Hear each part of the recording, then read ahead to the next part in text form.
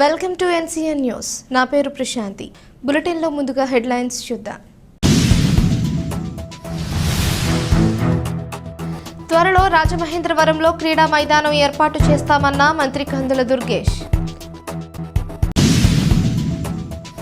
రాబోయే రోజుల్లో రాజమహేంద్రవరాన్ని క్రీడాపరంగా అభివృద్ధి చేసేందుకు కూటమి ప్రభుత్వం సంసిద్ధంగా ఉందని రాష్ట్ర పర్యాటక సాంస్కృతిక సినిమాటోగ్రఫీ మంత్రి కందుల దుర్గేష్ తెలిపారు. శనివారం రాజమహేంద్రవరం నేషనల్ హైవే సమీపంలోని SP గ్రౌండ్లోని గ్లాడియేటర్ క్రికెట్ క్లబ్లో లెజెండ్స్ కప్ 2025 క్రికెట్ టోర్నమెంట్ పోటీలను మంత్రి దుర్గేష్ ప్రారంభించారు. ఈ సందర్భంగా ఎప్పుడూ రాజకీయ ప్రసంగాలతో ప్రజలను కలుస్తూ బిజీగా గడిపే మంత్రి దుర్గేష్ ఇవాళ క్రికెట్ బ్యాట్ చేతపట్టి కాసేపు యువతను క్రీడాకారులను అలరించారు. తనదైన శైలిలో క్రికెట్ ఆడి పలువురిని ఆకర్షించారు.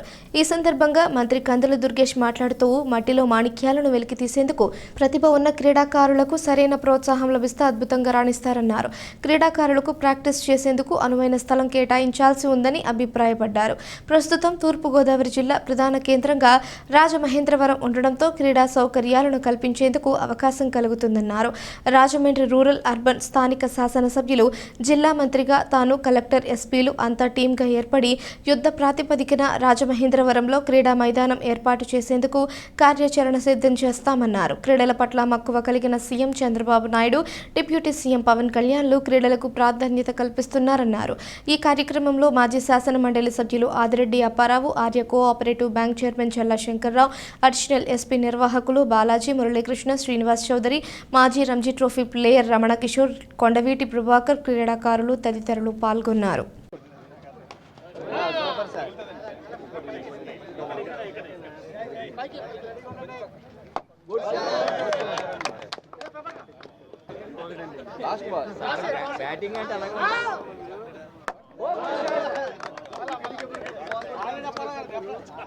లెజెండ్స్ కప్ సీజన్ 4 ఆర్గనైజ్ చేస్తున్నటువంటి బాలాజీ గారికి ఇంకా వారి మిత్ర బృందం అందరికీ కూడా ప్రత్యేకమైనటువంటి అభినందనలు తెలియజేస్తూ,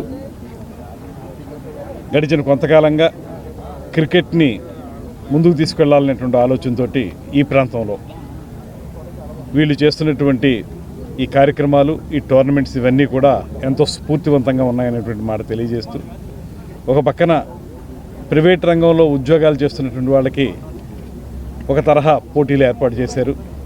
ఇప్పుడు మళ్ళీ ఈ 4వ సీజన్గా ఎవరైతే 40 వసంతాలు దాటి ఉన్నటువంటి వెటరన్స్ ఉన్నారో వారికి కూడా ఈ పోటీని కండక్ట్ చేయడం అనేది చాలా ముదావహం.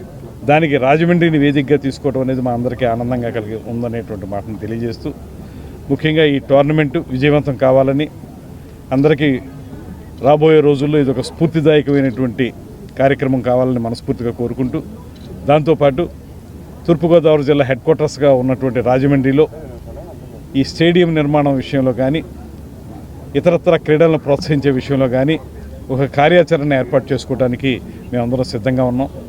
ముఖ్యంగా ఈరోజు ఈ కార్యక్రమానికి విశిష్ట అతిథిగా విచ్చేసినటువంటి MSK ప్రసాద్ గారు, ఆయన స్వయంగా క్రీడాకారుడు, అదేవిధంగా దేశంలో అనేక మంది క్రీడాకారులను తయారు చేసినటువంటి వ్యక్తి. ఆయన సలహాలు కూడా తీసుకుని ముఖ్యమంత్రి గారి దగ్గర ఒక ప్రపోజల్ పెట్టి, ముఖ్యమంత్రి గారు, ఉప ముఖ్యమంత్రి గారుల సహాయంతో ఈ రాజమండ్రి లాంటి ప్రధాన కేంద్రంలో ఒక మంచి స్టేడియం నిర్మించడానికి ఇక్కడ కలెక్టర్ గారు, SP గారు అందరం కలిసి ఒక టీమ్గా ఏర్పడి దీన్ని తయారు చేస్తానికి ముందుకెళ్తామనేటువంటి మాటని ఈ సందర్భంగా తెలియజేస్తూ, ఈ ప్రాంతాన్ని